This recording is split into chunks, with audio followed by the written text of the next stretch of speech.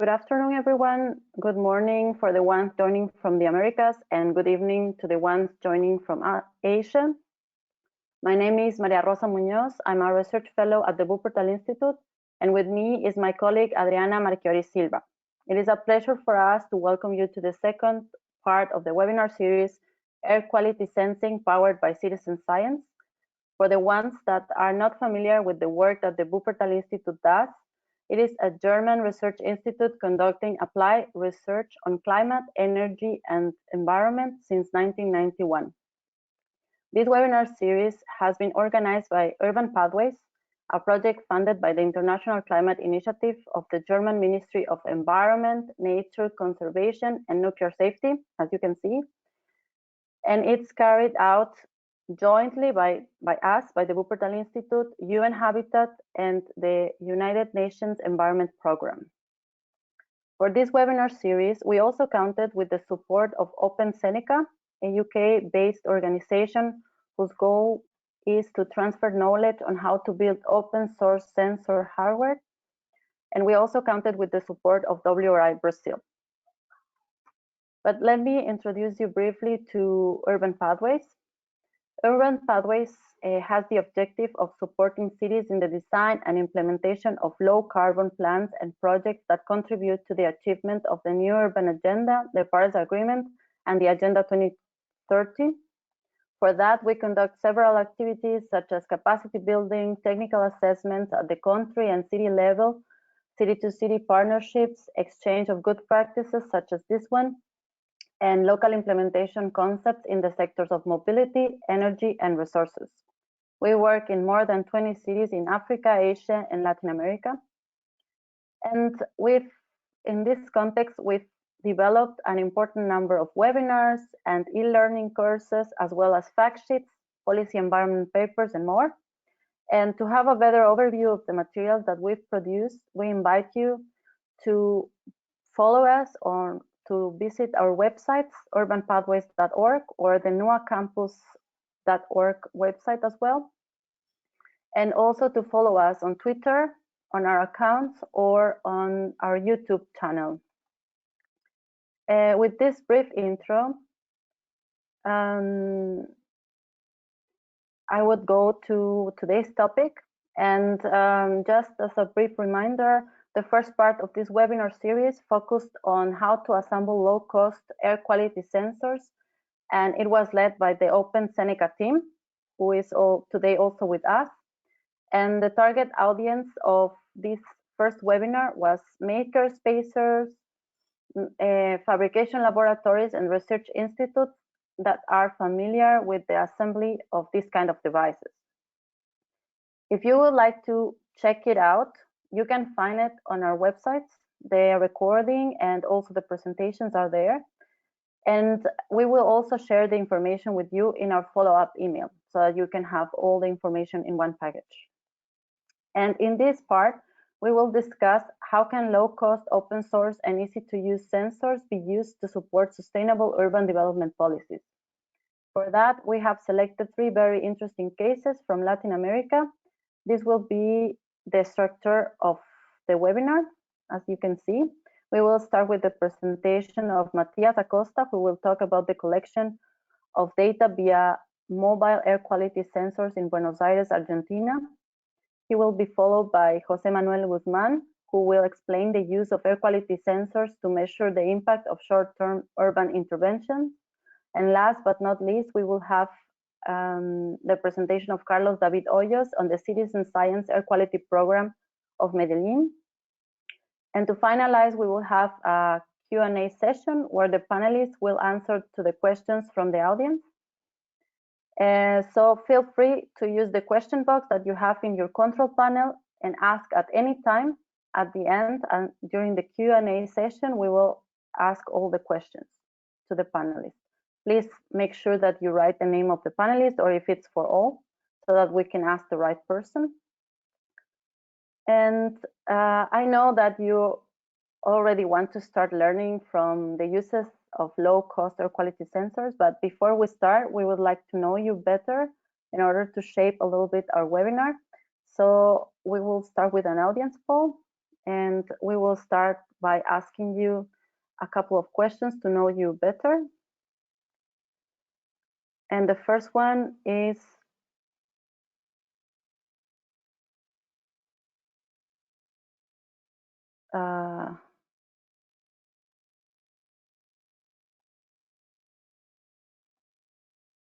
how familiar are you with low-cost air quality sensors?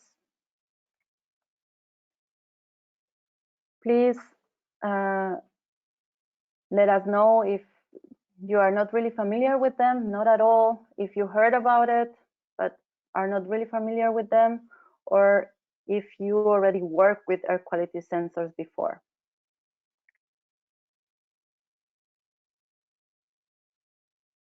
%64% already voted.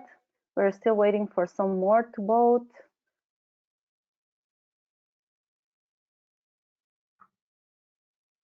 %71%, still a couple of answers missing.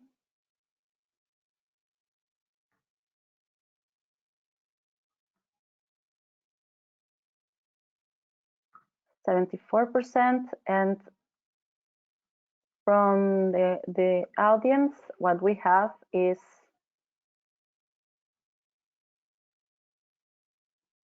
as you can see, only 15% does not know at all about this type of sensors.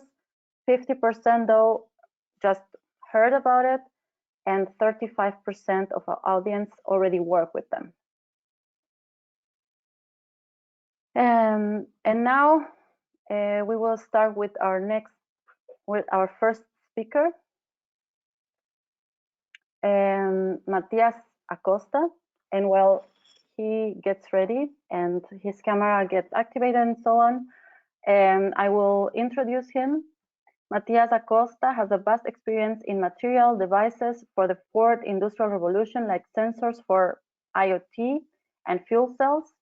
He has worked as a scientist at the University of Cambridge, at the Technical University of Darmstadt. His academic achievements have been recognized with more than 10 international awards. Matías has also worked actively at the interface between science, policy, and diplomacy.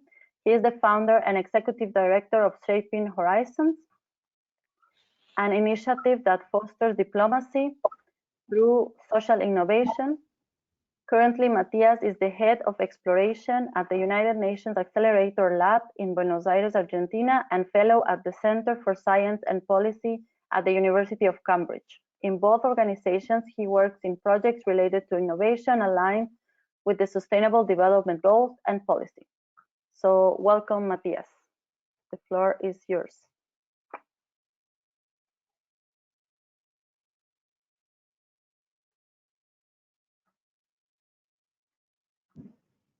Thank you very much for the introduction. I guess now you are seeing my screen, and let me know whether you are seeing my presentation.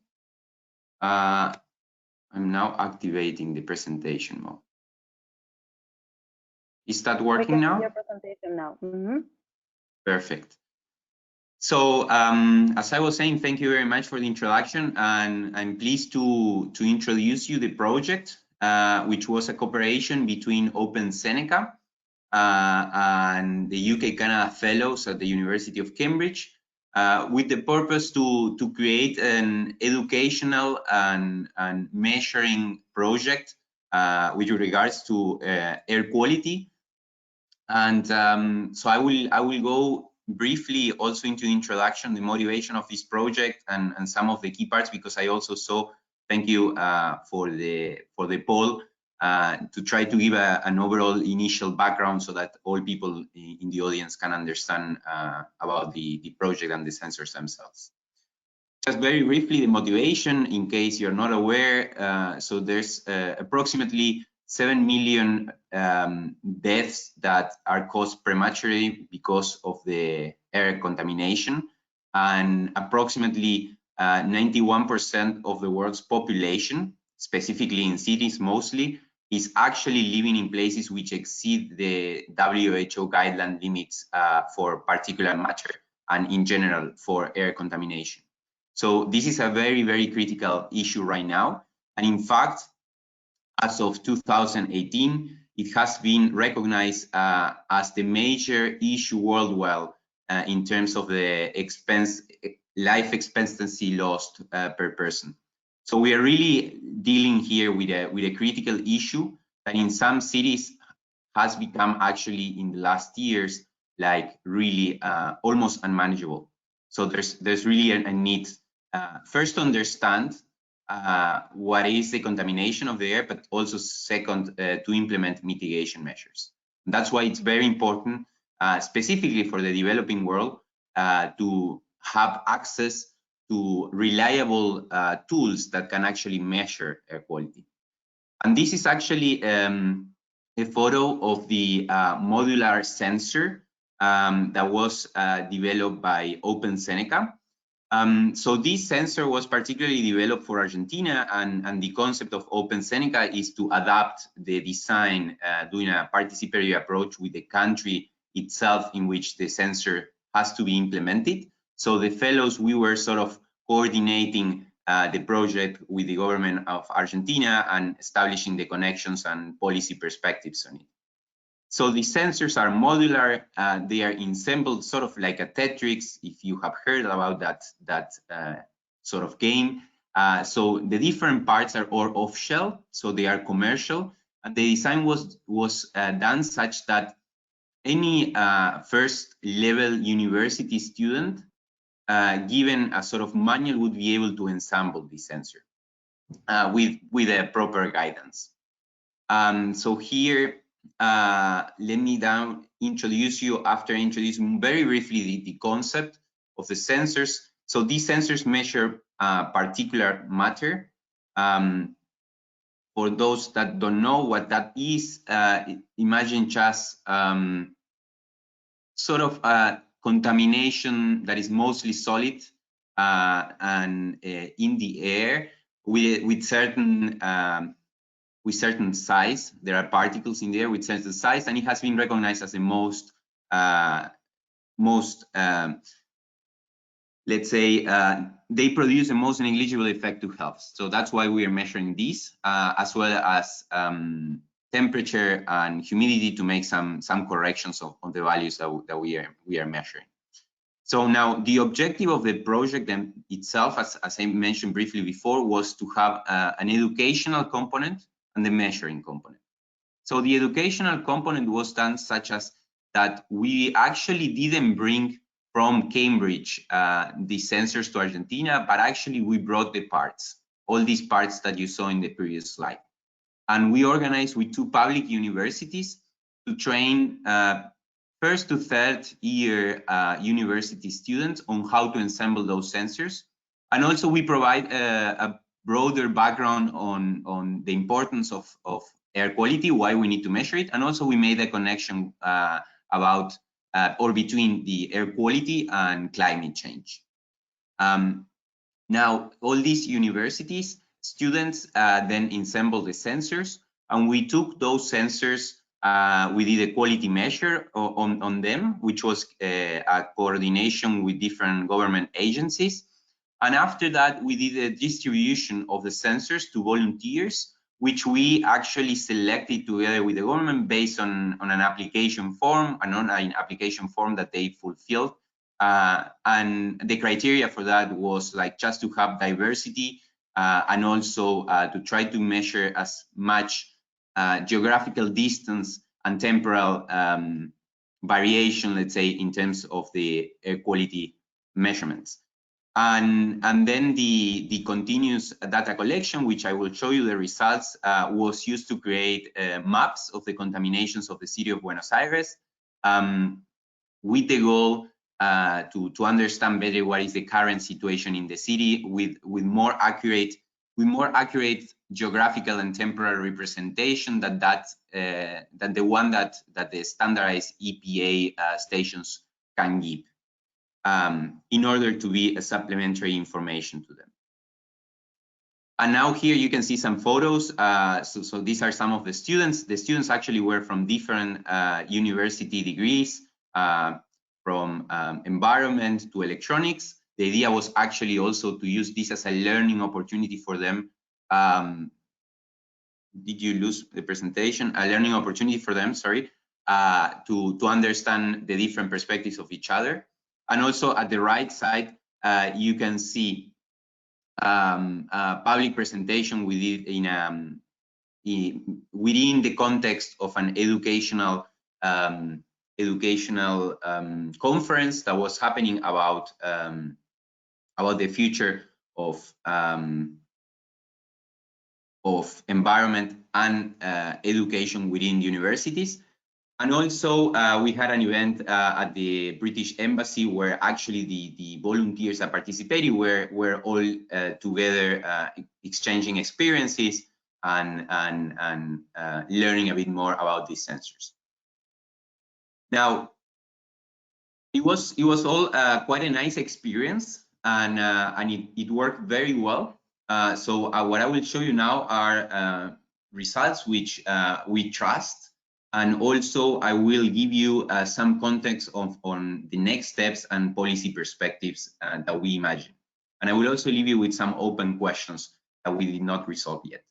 Now, the first thing that will happen, and for you, those of you that are doing policy, you know what I'm talking about likely, is that policymakers will not trust in the data of low-cost air quality sensors. Now, the evidence is showing that these sensors are becoming extremely good, and actually our data suggested that our sensors were also quite good, as you can see in the left right-hand side graphic, where we are plotting particulate matter 2.5. This is just the size of the particulates that are the contaminant in the air. As a function of time, we see red and the yellow points. So the red points are standardized EPA station from the US Embassy, which was also one of the partners. And the yellow dots are the mean data, so just the mean data that we collected. So as you can see, there's some difference between the red and the yellow points, but the overall trend, it's very well followed by the low-cost sensors. Now, on the right-hand side, you can see actually that this trend continues to be followed after several days as well. So actually, we do trust, as I was saying, in this data, but there's still skepticism about the quality and the veracity of this data between the different policymakers. An important aspect of the result that is that also we found, and I didn't mention this, but how the volunteers were actually measuring the air quality was like using these modular sensors that you saw and tying them to bikes. Okay, so while they were cycling, they were actually measuring the air quality. So one of the important scientific data that we need is whether actually the data is a function or not of the speed of the cycler, of the volunteer. And it's important because it could create an error. Indeed, actually, we showed that there is no issue in terms of the speed of the bike. And as you can see at very low speeds, this is just an issue of the initial measurement. But overall, we observed a baseline, which is around 6 micrograms per cubic meter of the sensors, which is rather constant in terms of different speeds of the bike, which is good as well to give veracity to the information. Now, OpenSeneca developed a platform that you can find the webpage at the end of this presentation, in which actually once you measure with their sensors, you can actually observe in a Google map the distribution of the contamination on a certain scale. So now here we can see the particulate matter 2.5 again, and you can see red dots, which correspond to the different zones in the city of Buenos Aires, which present contamination between around 18 micrograms per cubic meter of particulate matter 2.5 up to 30 micrograms per cubic meter. So just to give you an idea, approximately the mean value that the WHO suggests that it's healthy for a city or the crossing line is about 10 micrograms per cubic meter, which means like really the red dots here are approximately 2 to 3 times, they are showing an average contamination that is 2 to 3 times higher than that the mean suggested by WHO. So there's some certain regions in the city that really deserve some attention in terms of the design, let's say, or what can one do in order to reduce the contamination. On the other hand, given the really large size of the city, we are talking a city of between 10 and 15 million inhabitants, if one considers the neighboring cities, which just became one big Buenos Aires, as we call it in Spanish. Actually, we are seeing a city with rather good quality of air for its size. And you can see here just a highlight of the accuracy, I would say, of the sensors. So they really are capable, or we are capable to determine small areas where contamination is concentrated, as you can see here. And this is really not possible without having mobile sensors. So you really need mobile sensors to have such geographical accuracy in terms of the contamination distribution. And one important aspect, because we are dealing with citizen science and with volunteers, is like how actually people will behave. Behavioral science actually does play a significant role in the outcomes of any of these projects. And what we observed is actually, as you can see here, this is the number of rides as a function of days. We see that during approximately the first week to 10 days, there was a continuous or a mean, let's say, rides of around 5, and actually we have some peaks, but let's say around 5 to 8 rides per day. And then this actually, after the 1 week or 10 days, started decaying considerably. So this just tells us the fact that it's very important when we are dealing with citizens to keep their motivation. Now, how we do this is beyond the scope of this presentation, but if such large implementation in different cities is expected, this is an aspect that must be considered. Maybe doing a rotation of the volunteers or keeping the motivation high with some measures will actually increase substantially the amount of data collected. Matías, sorry. Yes. You have 2 minutes. Perfect. So I will just skip this to go to the main conclusions from Buenos Aires, which is we observed, and let me just move this. We observed an overall low pollution in the city of Buenos Aires, and specifically also for the size of the city was quite low.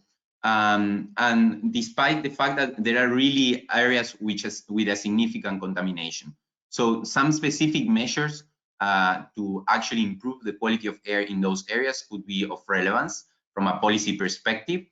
And we also enable the possibility to create, with just 20 volunteers in around a month time, considerably good map, I would say, an unmatched amount of information from the city of Buenos Aires, from the air contamination on the city.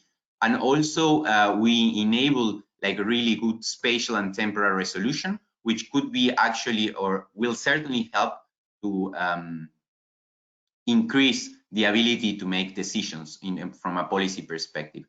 We started also to do the same in the city of Mendoza, and we are expanding to a couple more of cities.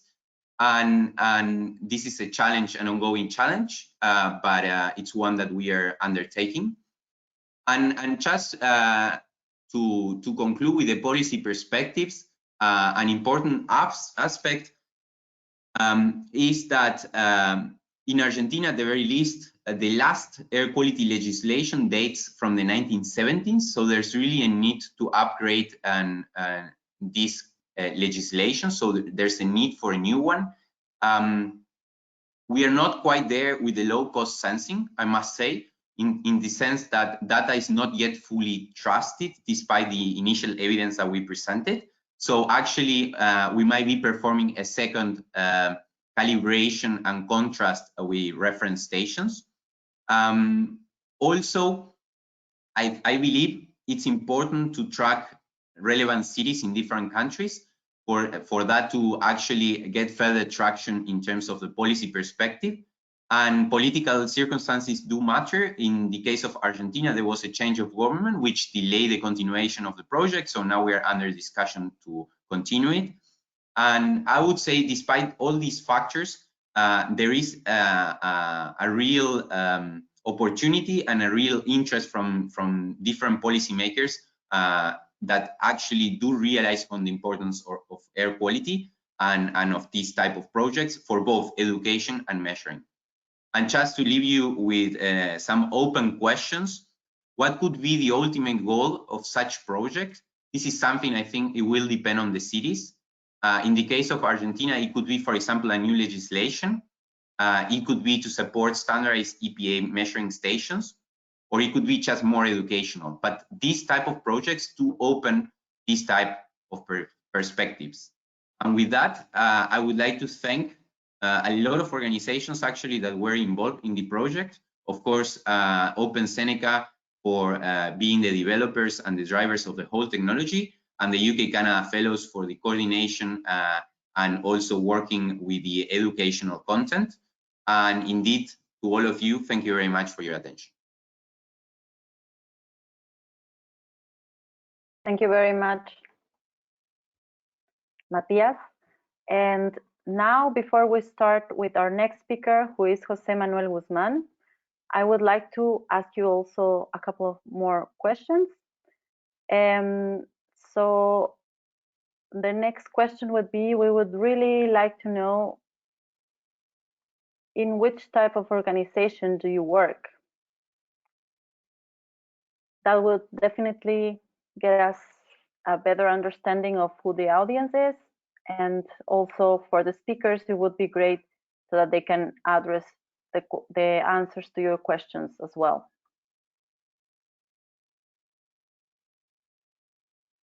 64% of you voted, 67%.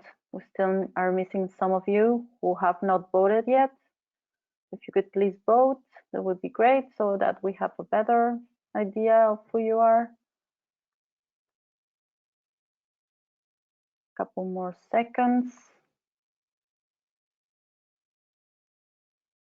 And the results of the poll are the following.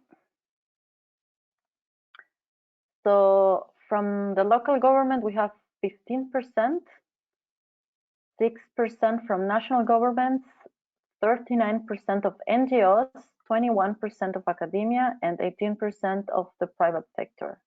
This is a quite nice mixture with a predominant presence of NGOs. Thank you very much. And we also like to ask you about how would you rate the air quality monitoring network in your city? This would also fit into the discussion at the end. So it would be great if you could respond to this question as well. And I don't know if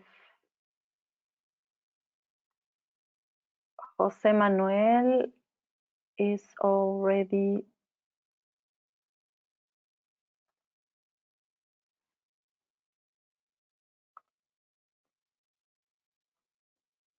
So 70% voted.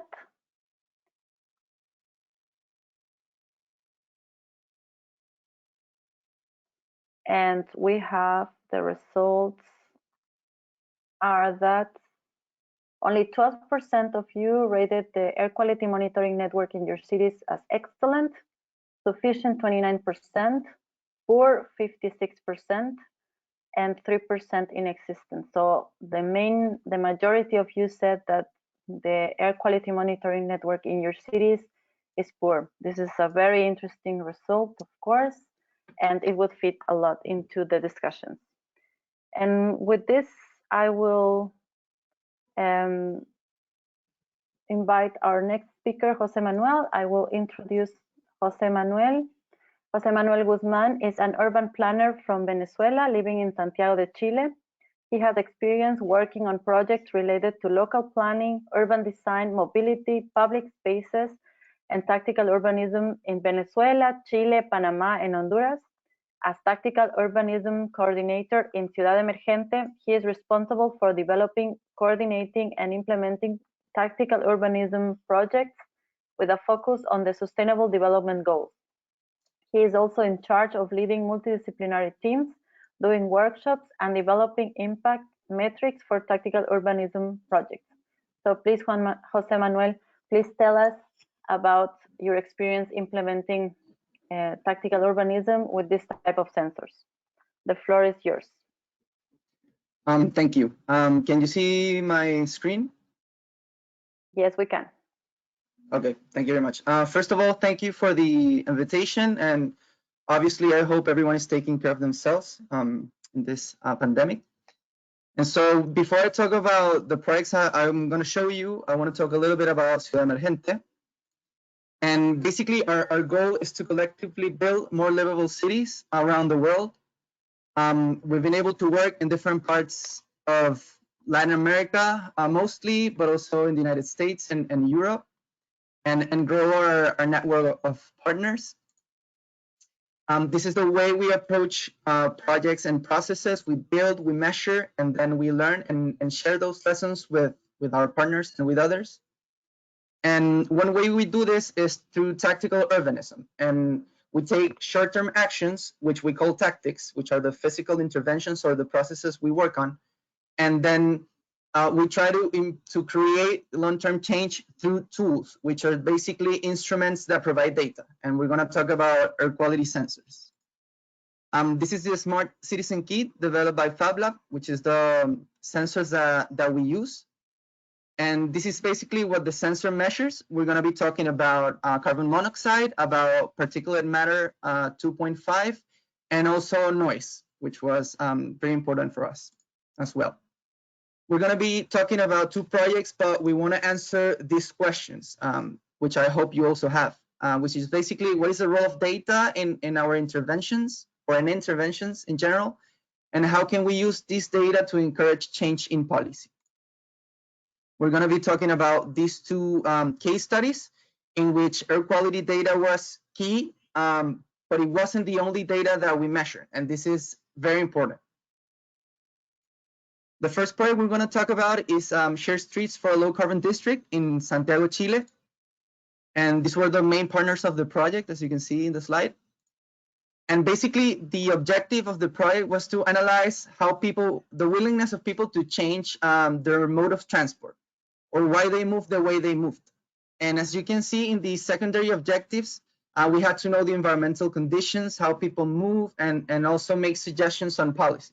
So we need data on that. This is where we put the sensors in La Starria neighborhood in Santiago. And this is basically a picture of the project before. And this is the pilot project. As you can see, we reduced the amount of cars in the street, and we shared the street. We opened the street to people. This is another picture. And this is some of the data that we gathered. We're going to talk about air quality data in a second. And one of the things that people told us was that transport was the big issue and was the most polluting activity in the neighborhood. And the two most the environmental problems that they had in the neighborhood were air pollution and acoustic pollution. So this is why noise is important. We also measured the amount of cyclists that passed through our intervention, and this was important because there was at the time, but there still is a master plan of bike lanes in Santiago, and we tried to also showcase that it was possible to have a bike lane, and it wouldn't be a big deal to actually change the street and to allow cyclists and pedestrians to use the street. This is the main part, the most important part. We measured carbon monoxide. This project was in 2016, and at the time, the Smart Citizen Kit was an older version. And so this is what we measured. And as you can see, there was a big drop in emissions where we did the pilot. And it's kind of obvious because we removed a lot of cars from the street, but you still have to back the claim or your hypothesis with data, and this is very important. And so basically, just to talk a little bit about the conclusions of this project, very briefly, we showed that it was a 9-fold reduction in CO emissions with this approach of the shared streets, compared to a regular business day with the street as it was before. And this was very important because, and talking about policy, because from 2016 and to 2017, the mayor changed, and he was very reticent to actually build the bike lane. And this data, that there was 100 people biking through the pilot, that it improved air quality, and that people thought that air pollution was a big issue in the neighborhood, was key to convince the mayor to actually implement the bike lanes. And so in 2017, they invested around $250,000 to build 1 kilometer of permanent bike infrastructure. And this was very important as well. And finally, the effects afterwards of the project, after construction, the amount of cyclists went up by 560%. And as I told you before, there were 800 cyclists, and now we have 4,500 cyclists per day. So that was very important, and this was basically the role of air quality data in this project. So now we're going to go to the second project, which is a sump, a plant that we're doing in Comayagua, Honduras. And here, the air quality data has a bigger role, as I'm going to show you. And this was the name of the pilot project, Muévete Comayagua, or Move Comayagua. And these were the main partners, the municipality and the Andalusian Agency for International Cooperation. Basically, the objective of this project is to actually develop a sustainable urban mobility plan for the city. And so here, air quality data was very important. We have other objectives, which was obviously to deliver the plan, to train municipal employees, and also to share, to do this project and to share how the plan would look like in the city. So these are images of our training workshops with municipal employees showing the kit. We also developed this totem with another organization in Chile called Materia 3D.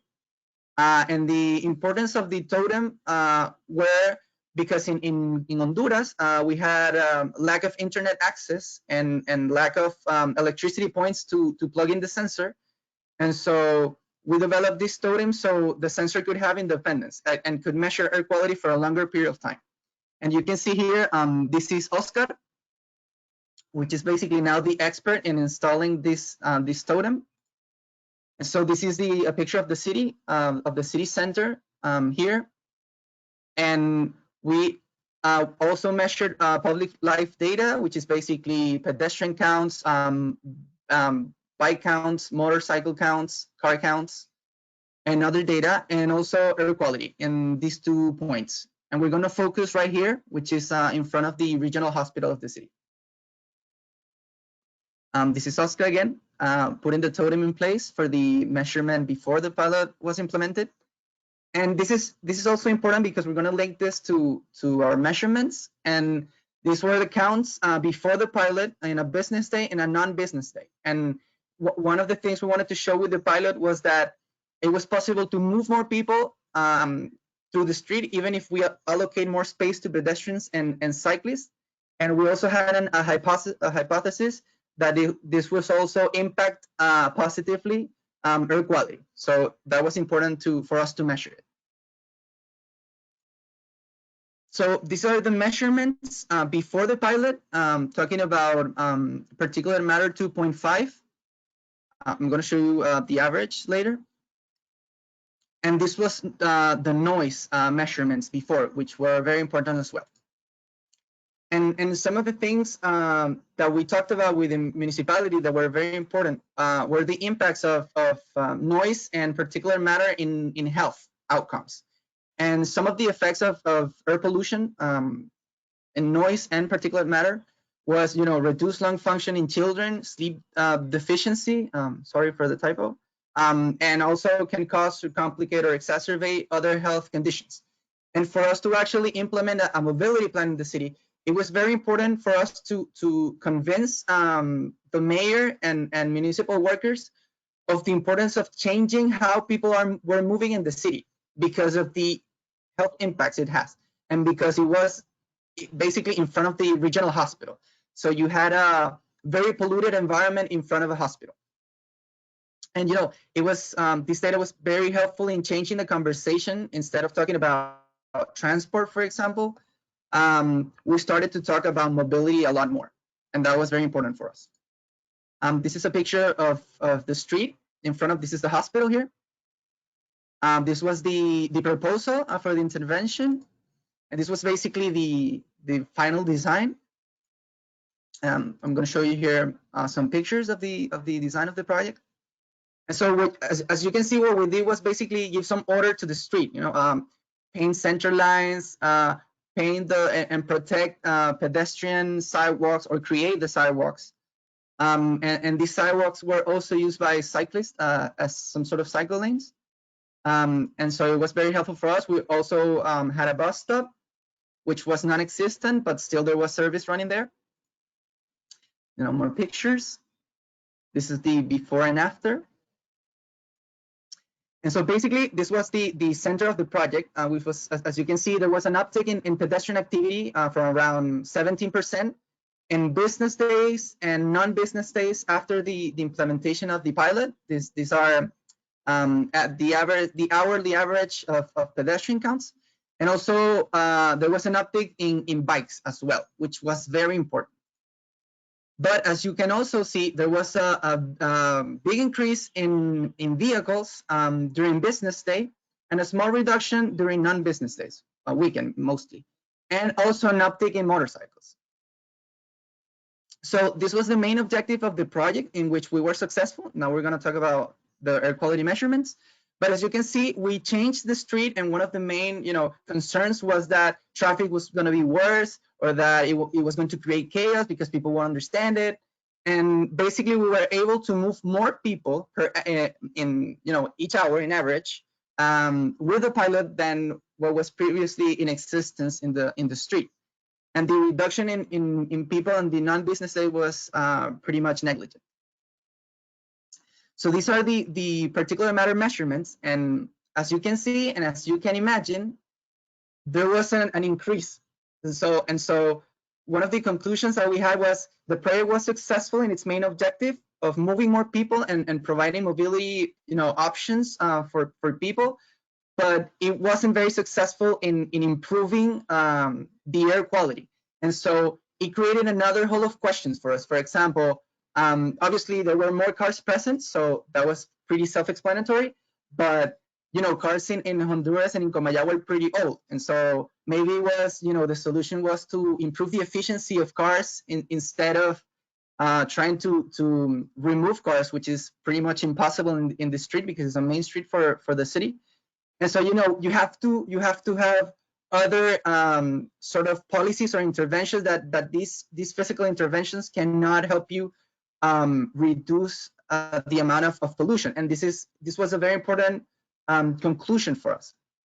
And sometimes this can happen. You have a hypothesis and the results are different than what you expected, but it gives you more questions and provides you more data to actually say, okay, this wasn't what we were trying to do, or this wasn't the right approach in this sense, and now we're going to move to this approach. And this is also important when you do tactical projects, because it's not the final intervention.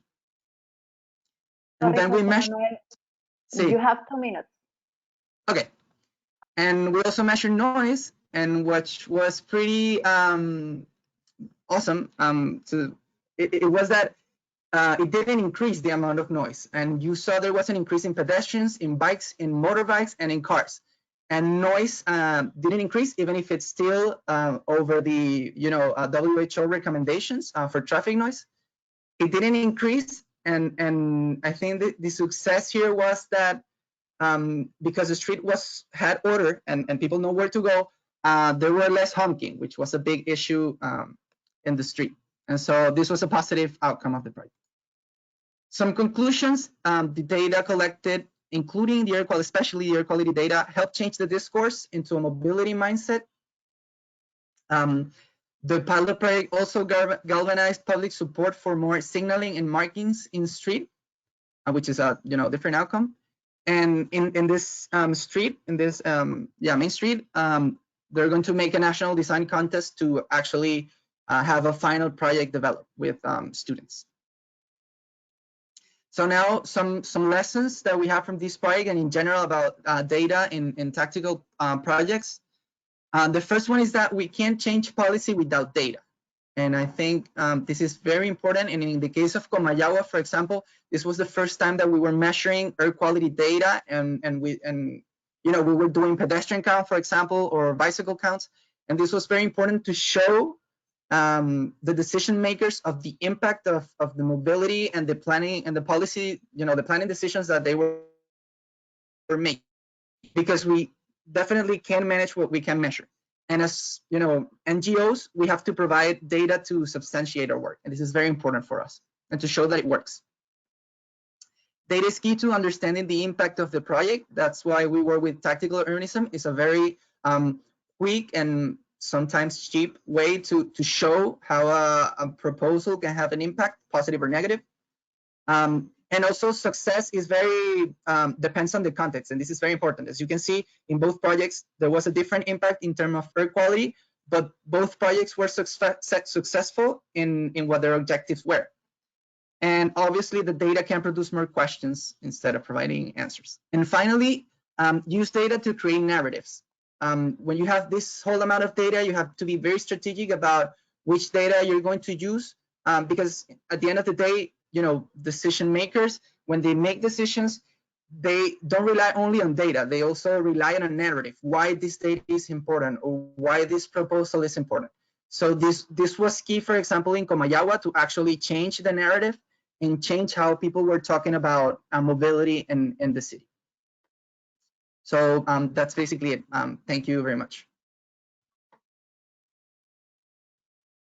Thank you very much, José Manuel. We already have some questions, very interesting presentation, and the questions we will ask at the end. So feel free to write all your questions in the question box, and at the end, José Manuel will be happy to answer to them. Right now, one of the comments that we received is that we should include a poll asking about the air quality monitoring network. So we did that on the spot, and we want to ask you, how is the air quality monitored in your city? So please let us know. We want to know if it's a network of high-end devices managed by the government, it's a network of low-cost air quality sensors like the ones presented here, it's an integration of both, or both exist but they are not integrated. Which one is it in your case, in the case of your cities? Please let us know, please vote. I forgot to add the option I don't know, which is also a viable option, but please choose among the ones presented here.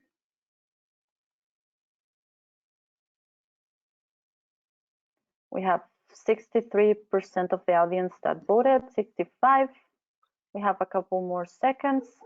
If you could finalize that and answer the question, would be great. And yeah, perfect. Almost 70% voted, and here are the results. So we have 45% of in your cities is network of high-end devices managed by the government, only 3% a network of low cost, an integration of both 18%, and both exist but are not integrated is of 33%. So this is also a very interesting result. And now I would like to invite our next participant and our next speaker, who is Carlos David Hoyos. Carlos is already sharing his camera, and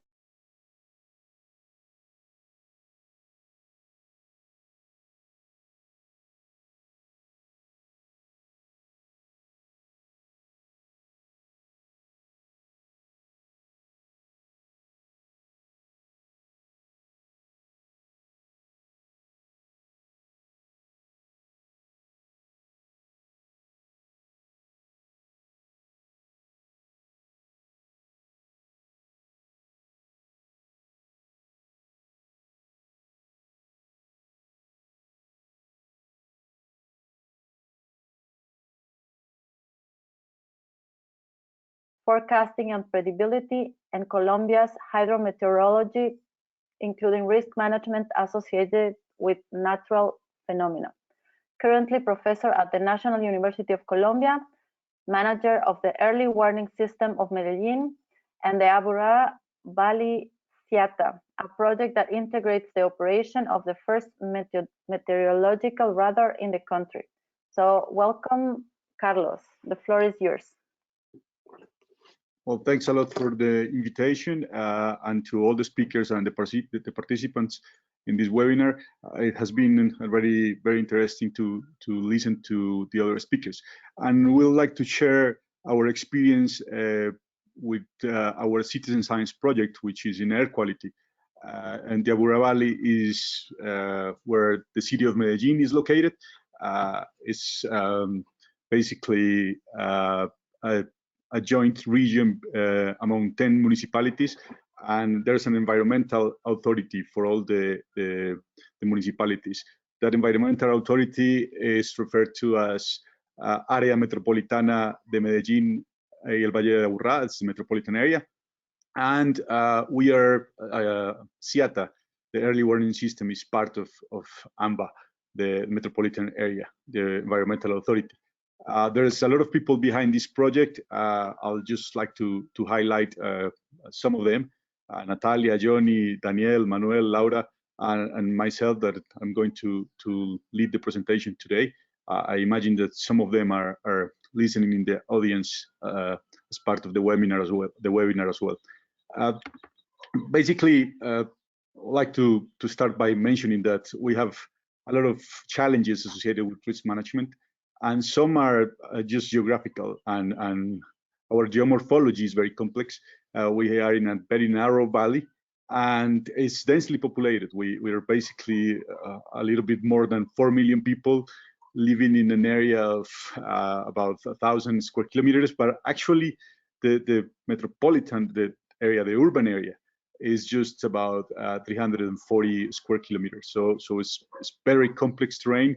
So if we have a lot of emissions or sources of pollution, it's difficult to dispense in our region. So the meteorology plays a very important role in what happens in terms of air quality, but also, of course, the emissions.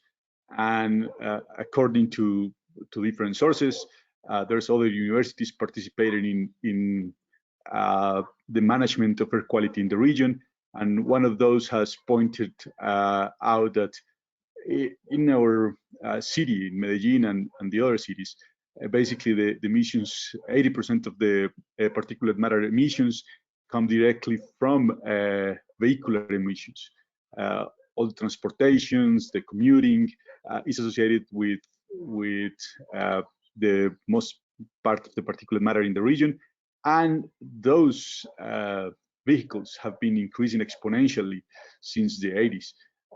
So that's a growing problem that added to the complex topography and in some times of the year to unfavorable conditions to disperse the pollutants will lead to an increase in the pollution in the region and to critical air quality episodes. We do have Carlos? In the region. Yes. Sorry to interrupt you, but I think you're talking through the presentation, but we cannot see your slides changing. Oh, really? Yeah, we only see the first slide. And it's not in presentation mode. I don't know if there's any problem with your presentation. It's, let me, I hit play on the, let's see. Well, for some reason, when I hit,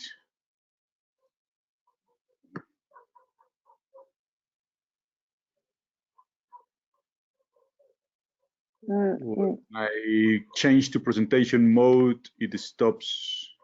Let's see. It might be related to the fact, and it sometimes. Ah, that's perfect. Now we can see it.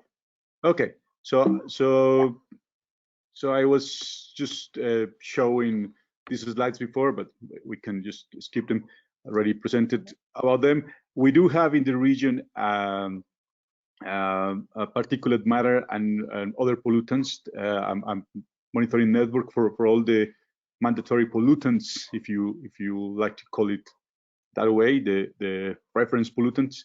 It has been growing, but it's important to include the participation of the citizenship, of all the citizens. Sorry, we reach a critical time in terms of air pollution in 2016 in March, just by the the combination of those growing emissions, unfavorable climate, and complex topography that I mentioned before.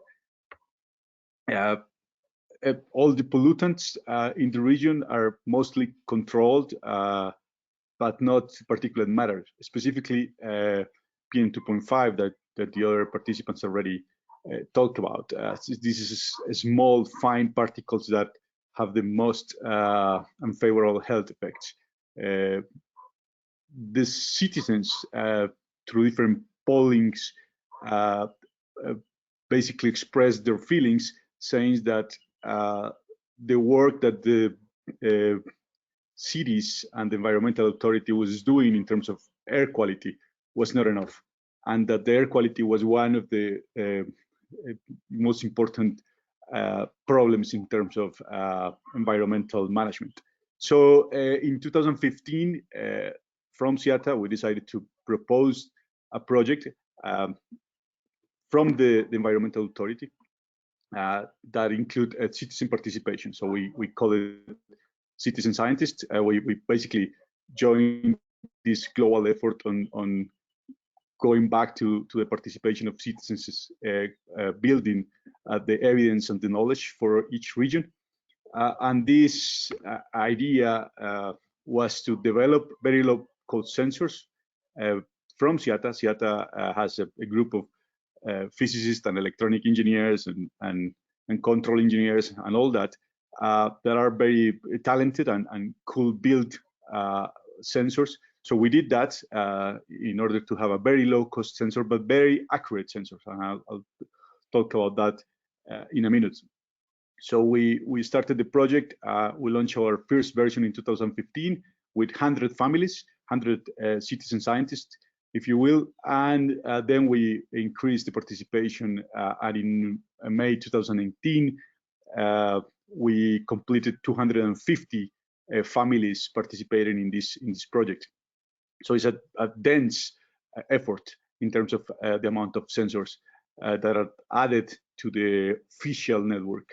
And now we're conducting our third phase that includes another 50 families, and we're adding also 100 mobile devices. Basically, the project is an educational project. That's the main goal that we have. And when we say educational, it's two ways. We don't think, or we don't feel that it's just a matter of us teaching the community. We have gained a lot of knowledge from the interpretation of the data that comes from the families. We have a lot of workshops with them, where we invite also other researchers in the city, trying to understand where the pollution is coming from, what are the main sources.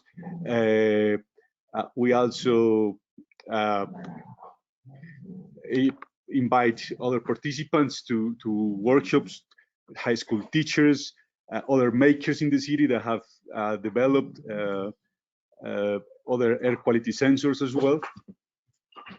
We already have 2 different versions and of the sensors. The first 100 participants have the dark blue sensor that included 1 particulate matter sensors and also other variables, temperature and humidity.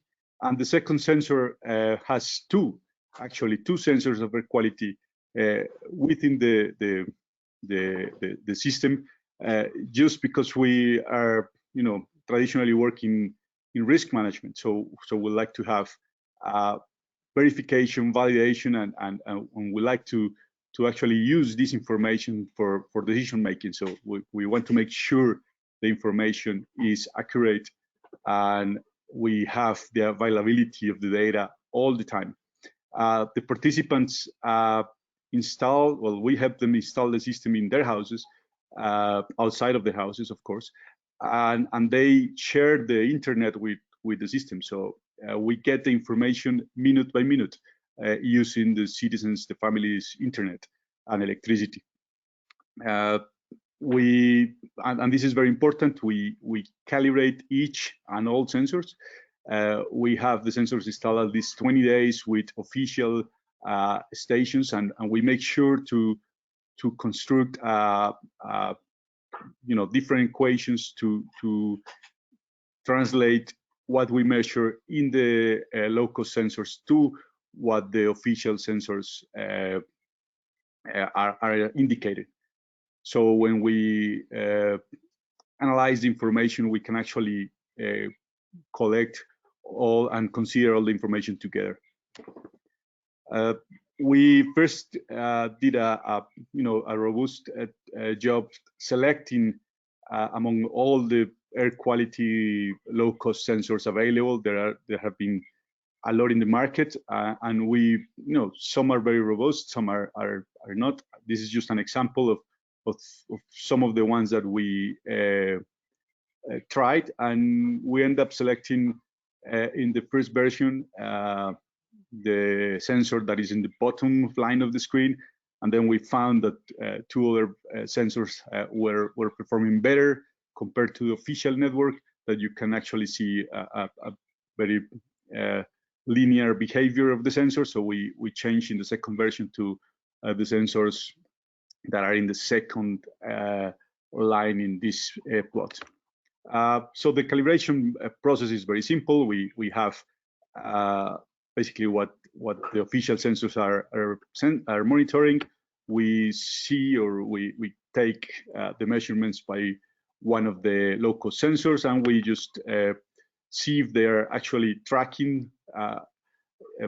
The magnitude might not be very well, but if they track each other, it should have a linear behavior, and they do.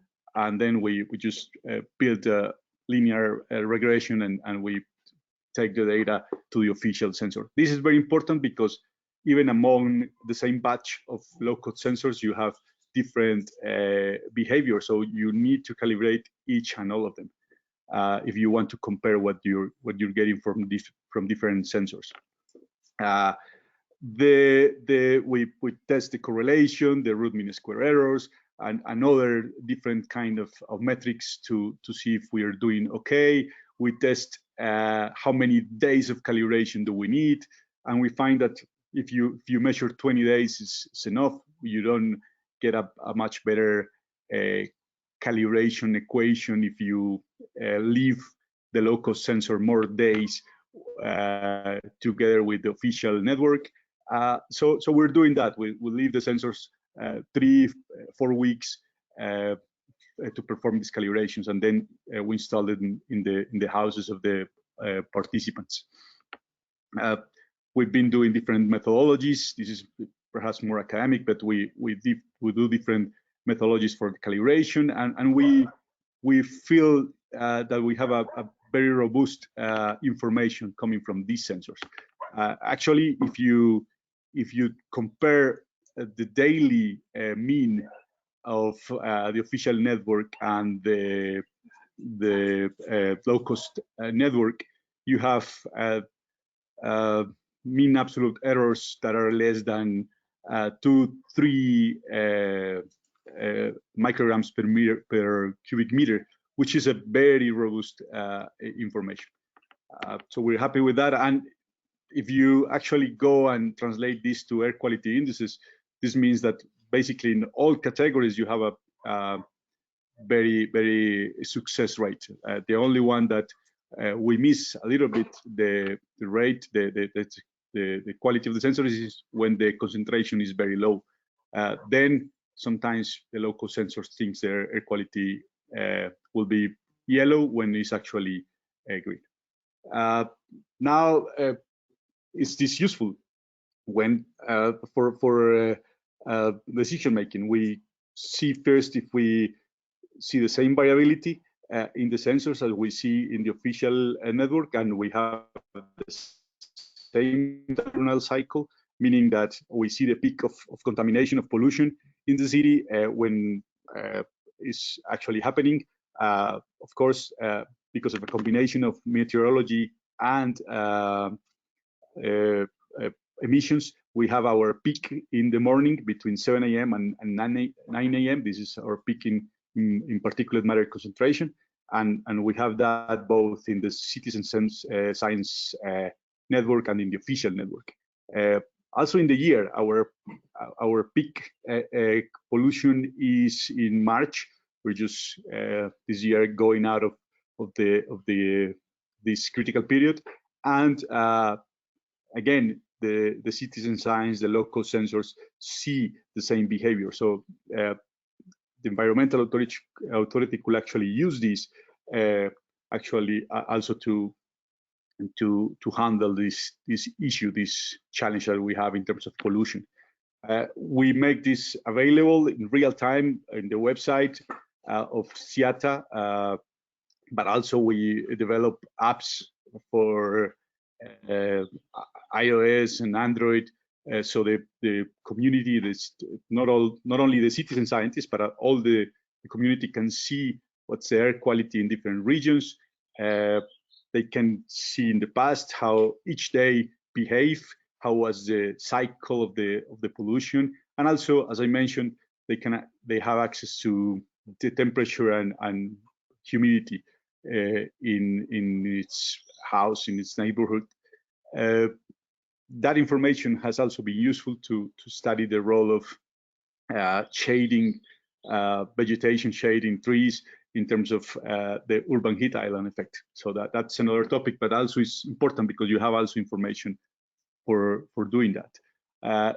Every week, the citizens get a report, automatic report, with the how the air quality has been in its town, city, or neighborhood, and so they can compare their sensors, that we call them clouds, their shape is a cloud, with the other clouds in the region. So they actually with this comparison, they say, well, why in my neighborhood, why in my corner where I live, the pollution is higher or is lower? What's happening here? There's a lot of buses going around, or there's a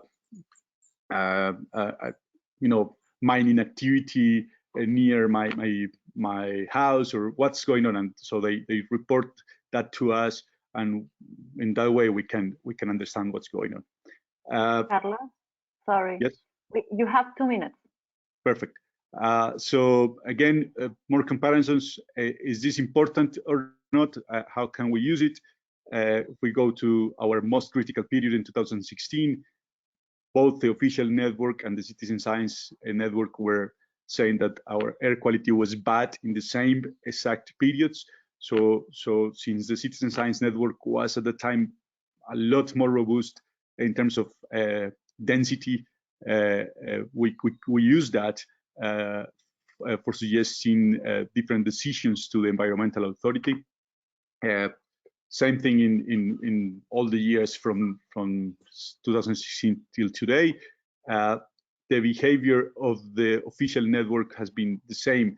In this case, each line, horizontal lines, correspond to air quality in a sensor, and each column to a different day. In the left, you have the official network, and in the right, some examples of the citizen science network.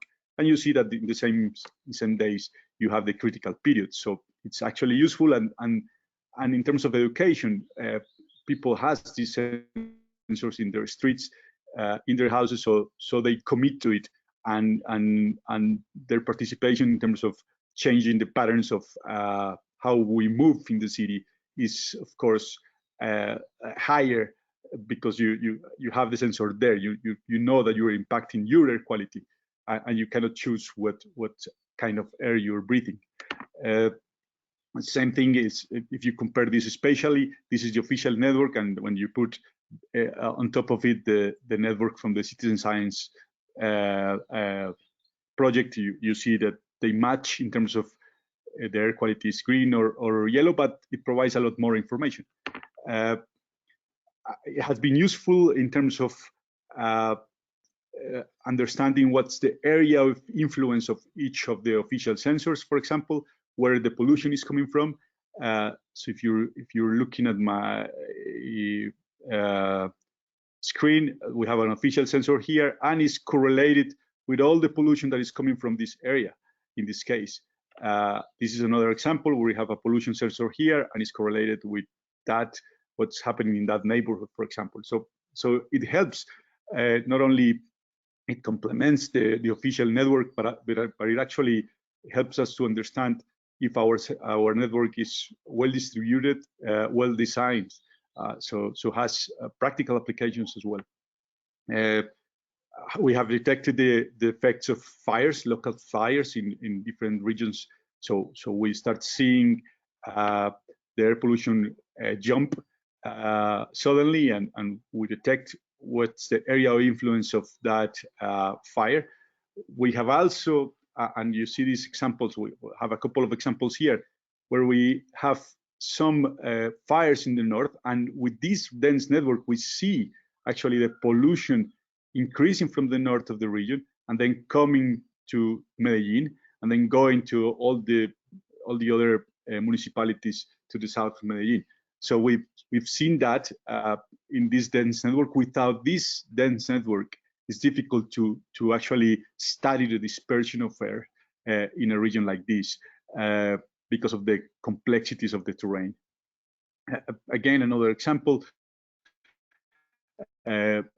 mentioning this is from this season, actually 10 days ago, where we already were in the social isolation that we are now, trying to beat this virus. There were not a lot of cars in the street, but the pollution was high. So we were showing the community that it was due to fires in the north of the country, and one of the most robust evidence came from the citizen science network. We have been able to isolate, in terms of, this is a paper that was published in January this year, the effect of fireworks in December actually increased a lot of the pollution in our city, and we were able to isolate with the citizen science network, because of the density of the network, where actually which were the neighborhoods that were using more fireworks. So that's also another important practical use of this information. And now to finish, we're launching the third phase, and we are adding in this phase two things: noise sensors. So we already have identified a local sensor that behaves very well compared to official network of noise. So we can construct again regressions to make the local sensors behave like the official sonometers. And we are adding a mobile network. I mentioned 100 sensors for bikes that will have temperature, humidity, of course GPS to track the movement, and air quality. So we'll complement the fixed network with the mobile network. And with that, I'll finish the presentation. Thank you very much, Carlos. Please stay there. I will invite the other panelists to join via screen. Unfortunately, Matías had to leave. He had a meeting at 15 minutes ago, and he couldn't stay, but we have with us Lorena Gordillo Dagalier. She is from the Open Seneca team, and she would be also helping us with some of the questions that were addressed to Matías. And I invite you all to join me on the screen. so that we can start with the questions. We have several questions here. And I will start with some general questions that I would ask every one of you to reply to, because I think it would be relevant to know the answers from all of you. And then I start with the questions for each one of you. So from Nigeria, we have a question that says, I'm an environmentalist from Lagos, Nigeria. How can my organization buy the low-cost air quality sensors? We wish to use it in my city. That's one question. In general, for all of you, please answer that one first before you start with the particular ones. And the second one is, I would like to know the average cost of a low-cost air quality sensor in dollars, if it's possible. And then, so please keep those questions in mind. And then I would ask the questions that were addressed to Matías Acosta, I would ask to Lorena. Lorena, the question is, interesting, the evaluation on speed interference. Did you have some data evaluation, higher speed? In your opinion, can the speed be a problem to use this type of monitoring at cars?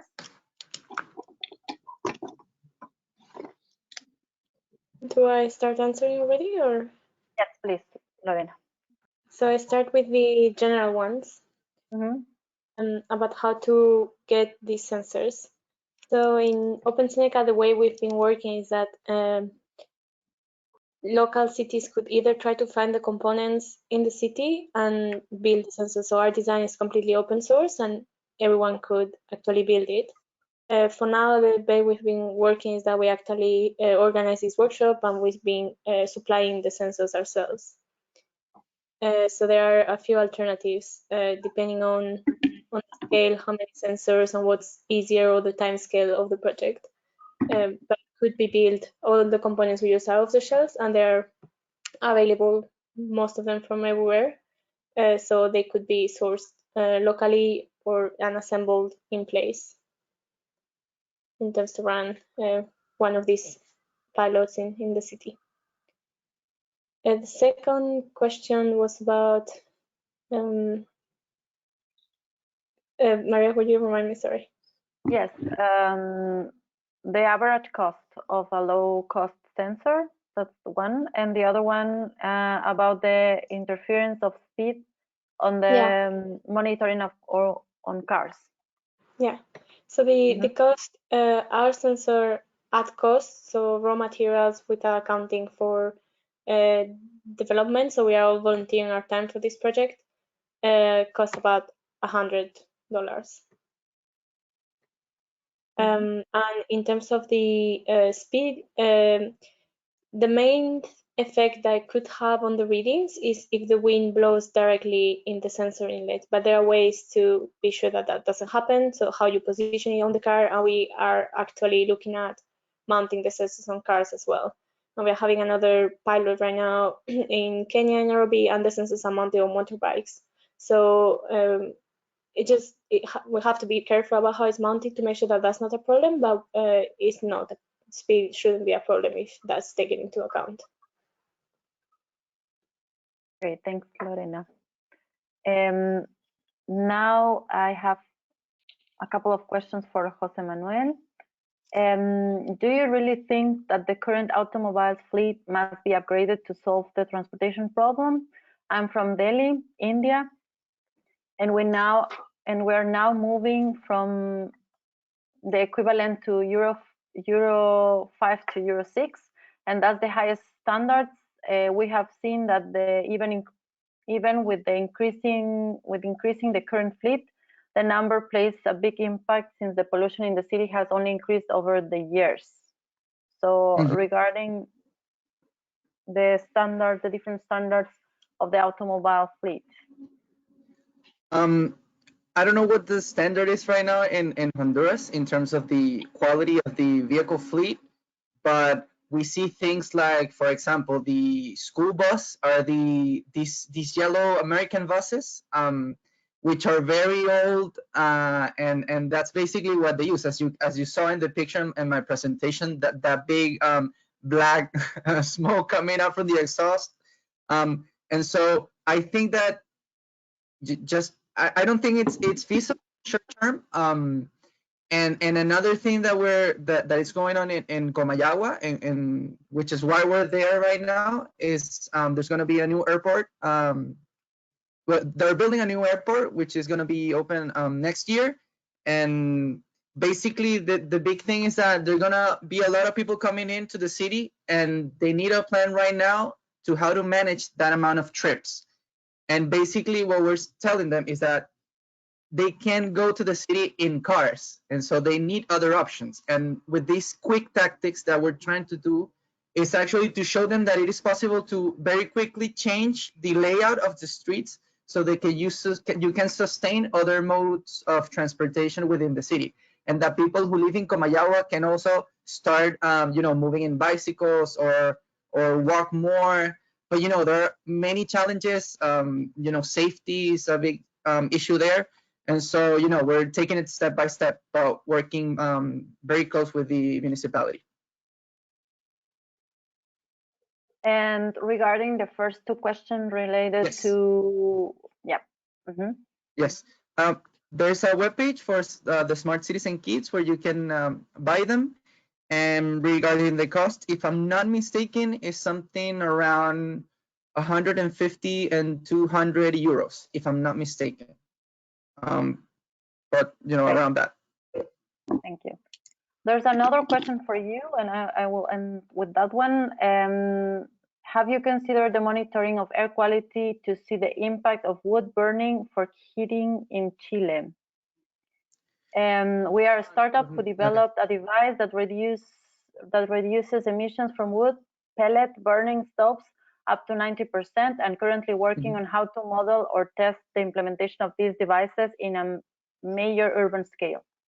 No, we haven't. The two products that I showed you is basically where we have been using the air quality sensors, mostly regarding mobility issues and policy. Great, thanks. And now I will ask some questions to Carlos. Carlos, the first question for you is, does the case shape or number of holes in the case sensor, for example, can interfere with the noise or particulate matter? That's the first one. And yeah, I will start with that one. Yes, actually, many things in the case are important. Actually, even the color of the case. Don't forget that all of these low-cost sensors are based on light, so they are optical sensors that try to use diffraction and dispersion due to the particles to the concentration. So you have to take into account the design of the case in order to have a robust PM 2.5 measurement. And well, actually, we consider that. We use different colors, and we notice, of course, that the calibration equation changes if you change your case. So it does. That's very important. Great. And if I can add to the first question, yes, our blueprints are also free. I mean, we make them available here to the people if they can replicate our equipment. So we could make them available, globally with no charge. The idea is that we all can measure air quality if we want, and the cost, it depends how robust you can make it. You want to make them. We think that there are very low cost sensors out there. But if you really want a robust sensor, the low cost today is around between $200 and $400. When I say that, I am including in the $400 version, for example, I'm including the noise sensors as well, and I'm taking into account the connectivity, the possibility that you can actually submit your information in real time via Wi-Fi. So that will be the cost, and the standard of the fleet of cars in a city is a determinant of the air quality, of course, and as well as the quality of the fuel. those are two very important factors for controlling the air quality in a region. But I would like to stress that those are, if you improve the fuel and you improve the fleet of the cars in a city, those are no long-term solutions. Mm-hmm. Those are just mid-term solutions, because if you continue to increase the amount of cars in a region, you will just quickly reach or offset the improvement that you managed to get out of a better fuel or a better type of motor. So we really need to think in how we move in the cities in order to have actual long-term solutions. Great. And I will finalize with 3 questions that I think are addressed to all of you. And if you, after answering these questions, could wrap up a little bit, summarize a conclusion for our audience. You already know a little bit more about them. So if you can finalize with something to say, it would be great. So the first question is, how important is to incentivize citizen science? What, according to you, can be some of the more sustainable ways of incentivizing citizen science in developing countries? That's the first one. The second one, the Ciudadanos Científicos project reaches around 300 persons, but how are other people engaged, especially the communities around the participants? And do you have, and the third question is, do you have any kind of private companies involved on any of your projects, for example, Uber, Cabify, vehicles, manufacturers, etc.? Lorena, maybe you can start. Sure. So we do find that involving citizens is really important. One of the main reasons is that right now there is a very big lack of awareness. So everyone hears about air pollution and climate change, but actually people don't really see it as a personal problem, and there is a need for behavioral change, or also, if it's coming from the policy perspective, to accept and comply to the policies. So for example, just a small example, I know that in Nairobi, that's one of the cities where we've been measuring, the government tried to reduce the traffic of matatus, which are the local buses, in the city center to reduce pollution. And there was a huge strike, and that measure didn't work and had to stop. So right now things are like back then. And I feel that if people are engaged in the measurement, are engaged in the problem, they become more aware, and they can not only contribute solutions, but also help for the solutions to be implemented. To help this, to make it sustainable, that's something we've been, it's challenging, but it's one of our main focuses with Open Seneca, and that's why we focus that much on this educational bit as the other 2 projects that presented. And I feel that maybe to keep the citizens interesting, to keep measuring data continuously,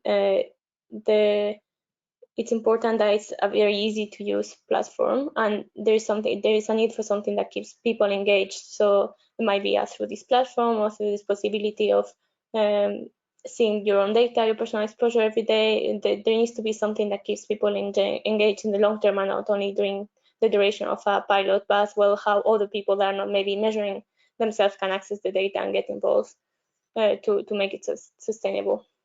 But ideally, we would move into a world where everyone is contributing to this, and we can generate data of each city in a continuous way, complementing the data from the reference stations. I think the second question was more directed to Carlos, yes. Yeah. And regarding the third one? The third one, about private companies involved in any of the projects. So we've had Uber in Kenya, Uber and a local delivery company in motorbikes involved, and they were offering basically using their vehicles to mount sensors, both in cars and motorbikes. And that's the interaction they've been. It was a way of, through their own engagement platforms or programs, they volunteered to offer their cars or motorbikes to help with this project. That's the way we've interacted previously with some delivery companies. Great, thank you, Lorena. José Manuel, your response to these questions?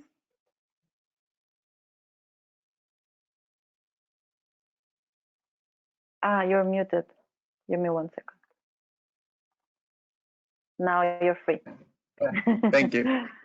I mean, I feel like it's increasingly important nowadays to incentivize citizen science, and I think basically people understanding how the sensor works. It's a way of also teaching them what this data means, what is the impact they can have with their decisions in this data. As Carlos was mentioning, if I have a sensor outside my home, I'm going to start making some decisions to change the data because I know I can change the data, but also how that data was showing me how it is impacting my life. And I think that's very important because in the end it's about political decisions and how decision makers are going to change policy to improve our quality of life, and that means people have to be informed and have to push for that change. And regarding the other two questions, I think it's about strategy in the end. For us, we always think about how the community is going to engage in our projects. Sometimes, it can be, a huge engagement. Sometimes it can. In the case of Comayagua, for example, as of right now, the engagement that we have has been with volunteers, where we have shown them the data and they've worked with us implementing the tactics. And now after we finish the first draft of the plan, we're going to move to more community oriented workshops to show them the plan and to actually see what we can do in the city.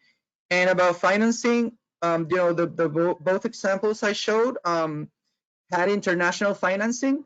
And so, that depends on the strategy. If you can link it to a local agenda to look for, local financing, or maybe another institution which is providing financing. So, it's challenging, and it depends on the strategy of your project in the end. Thank you. And Carlos, if you could answer as well, that would be great. Yes, quickly, we do not have a private participation in our project, and basically all the funding comes from the environmental authority, which is money that goes to that authority from the different cities, part of the metropolitan area. And I will say it might be difficult to get private funding, not because of the fact that the industries or other enterprises will not like to fund the project. They might do it, but the trust of the community might change a little bit. Just imagine that maybe it's a industry that pollutes, that is at the same time funding your project, or is a big fleet of buses or cars or things like that. So I will say that it might be even better that we a private funding for this type of project. In terms of making sure that other people in the community, not only the 300 families, participate in this project, we have been doing different things. Well, one is that in these workshops, we invite the community that is directly involved, but they also can take other people that is, interested in the project. We make our, and this is very important, we make our data free and open. There's APIs that the people could use to get the information, and we have users that have been developing their own apps, taking our information in real time. And when I say our information, it's not the institution's information, it's the city information. It's information that is that belongs to everybody. We started at the same time outreach in high schools and primary schools. Electronics is very attractive for students, for high school and primary school students. So we come with these devices to study with young people, and it's an excuse to talk about risk management and air quality management and all this. So This way, they are being empowered. And what we notice is that these students, especially the younger ones, they very easily transmit the information to their families and to their neighborhoods. They like to talk about all these things. So they're our main focal point for dissemination of the information, actually. And we are starting to think. Well, we're including now the noise sensors in the citizen science project, but we are also designing 2 more citizen science projects. One in terms of water quality, especially in high school. So what's the quality of the river or the creek that is near your high school? How does it change? Why is it good quality? Why is it bad quality? And also the stage, the level of your creek, why it changes and how it's related to precipitation and all that. And we think it's very, very important to have citizen science projects. It's among all that the CIATA does. This is one of my favorite projects because it has allowed us to reach the community and they learn what we do through the citizen science project. Great, thank you very much, Carlos. Thank you very much to all of you. Thank you, Lorena. Thank you, Matías, Acosta, that had to leave, unfortunately. Thank you, José Manuel. It was great to host you today. Your presentations were amazing. We still have a couple of questions that we cannot respond now. We are almost 10 minutes over time, so we have to end the webinar now, but we will send you the questions so that you can answer to them, and we will send those responses to the participants so that all questions end up answered. So thank you all participants for your attentiveness. It was great having you. Please follow us on our channel so that you are informed about our next webinars and next activities. And we'll see you then in the next opportunity. Thank you very much, all of you. And until the next one. Bye-bye. Bye, thank you. Thank you. Bye, thank you. Thanks to everybody. Bye.